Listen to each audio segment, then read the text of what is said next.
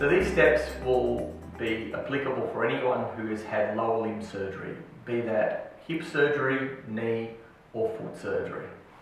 So normally you'll find that the physio will stand up the patients in the morning shift, and they will usually do this with a nurse present. However, if you find yourself in an afternoon shift or in an evening shift when the physios are no longer present and you need to stand the patient for the first time, or need to stand them again after such lower limb surgery, then it's worthwhile going through these steps every time the patient gets up until they are independent to do so on their own. Be mindful that it's also hospital policy to have two people present, either a physio or nurse or two nurses, on the first stand for a patient who has had lower limb surgery. So the first step to consider is to check the condition of the patient. And this would most likely involve checking the patient's vital signs. Obviously you'd want to know how their blood pressure is. You'd want to also have an indication of the patient's weight-bearing status. Also be mindful of what gait aid they will be requiring, so whether it's a frame, crutches, or a stick. You may also find with foot surgery, you may have to consider if a patient requires overshoes. Also, if they're standing for the first time or standing generally, that they're wearing anti-slip socks, which can be useful as well. And I think it's a good idea to keep that as a standard policy when standing these patients so that you minimise any slips or falls. Next step is checking the sensory response. This is vital when someone's had a localised nerve block or a spinal block. And I would just start by asking the patient, can you feel me touch your feet? Can you feel me touching your shin or your thigh? And this will give us information as to whether the patient has their sensory information returning. This is important because if we stand a patient who has still some sensory loss, they're obviously not going to be able to feel the floor when they're standing, and this will put them at risk of falling or slipping. So if I'm satisfied that they have good sensory response, my next step would be to check their motor response. And motor response is talking more about whether the muscles are able to contract. And these are obviously very important in making sure that the patient can control their joints when standing. So normally the questions I would ask, and I usually start from the feet and work out my way up, would be, can you move your toes? Can you move your ankle forward and back, which is the indication of whether they can contract their calf muscle. I can then move up towards the knee and ask the patient to bend their knee. Now, even with knee surgery or hip surgery, a patient should be able to bend their knee slightly, and that will give us an indication of whether they have some control around their knee and their hip. I then go and progress to their quadricep muscle or their thigh muscle, a very important muscle in sit to stand and also in ambulation. And there are certain questions I might ask in relation to checking if a person has good control or motor response of their quadricep.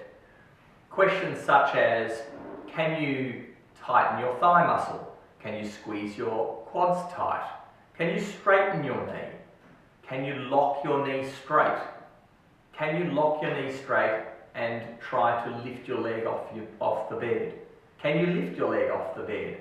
Each patient responds differently to different verbal cues. So one patient might understand one verbal cue but is a bit confused. So having a repertoire of questions can sometimes be incredibly useful to make sure you get an accurate response and an accurate assessment of their motor response. We're trying to actually see that the quadricep muscle or the thigh muscle is contracting. We need to make sure that the patient has a voluntary control of their muscles. If we do not see these response, or we feel like that their patient hasn't had a good motor response or control has not returned post a local anaesthetic or a spinal anaesthetic, then what's advised is to check on these signs in an hour or 2 hours time, and especially needs to be done before standing the patient or having another attempt at standing the patient. Be mindful of the fact that if we do not see the sensory return or the motor response, it increases the risk of falling once the patient is standing. Preparation is absolutely key to a successful and safe transfer from sit to standing. So one of the things we would need to be mindful of is to adjust the bed height.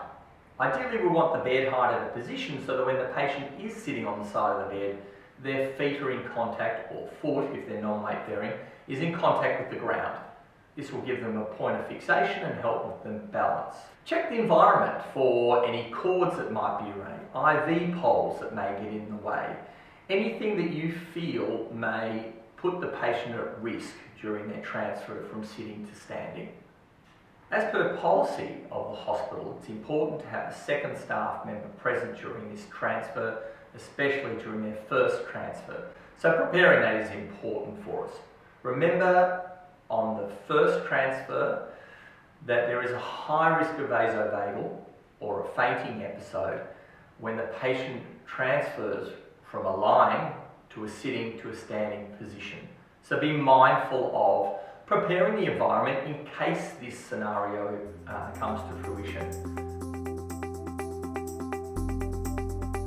So communicate with the patient that you are wanting them to do most of the motion themselves. We are really there just to guide them. We are not there to physically move them either to the side of the bed or help them with the transfer. So verbal communication is absolutely vital.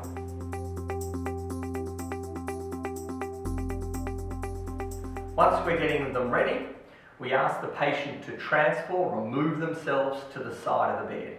It's always much easier to get off the side of the bed once they've actually moved themselves to the edge. Once they're on the edge of the bed, we then get them to use their own arms and the power of their upper body to then transfer them up into a sitting position on the side of the bed. If they've had lower limb surgery, sometimes we can get the patient to hook their unoperated leg underneath their ankle of their operated leg to help guide this motion from the lying position into sitting. We can also use pick-up limb devices, a towel to potentially help with this transfer of the injured limb or the operated limb into the sitting position. It's not advisable to get the patient to hook their unoperated leg underneath their operated leg of a hip joint replacement, specifically of a lateral or a posterior lateral approach, as this may place the operated limb into a position that may put them at risk of dislocation. So it's important to get the patient to do most of the motion themselves.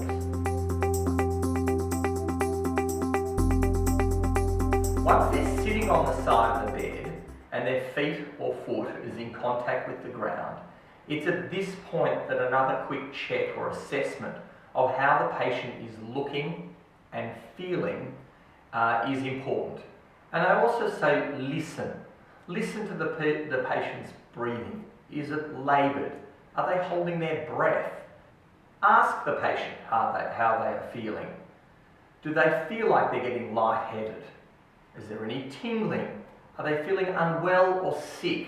As we know, when people are being transferred the first time, this change in position can cause them to become nauseated and vomit. So asking these questions is vital for you to make then the next decision is it appropriate to get the patient from sitting to standing.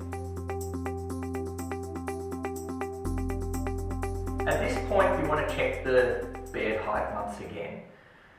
My advice is to try and make sure that the bed or the patient's hips are higher than their knees. This will make for an easier transfer for the patient. Get the patient to slide themselves to the edge of the bed.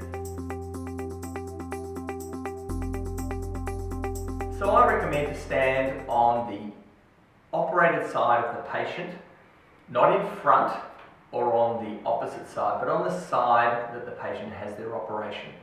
I often do recommend to put your foot in front of the patient's foot, or once again the side that they've had their operation, so that in case during the transfer process their foot slides forward, you're able to stop this movement, which will then obviously minimise the risk of falling.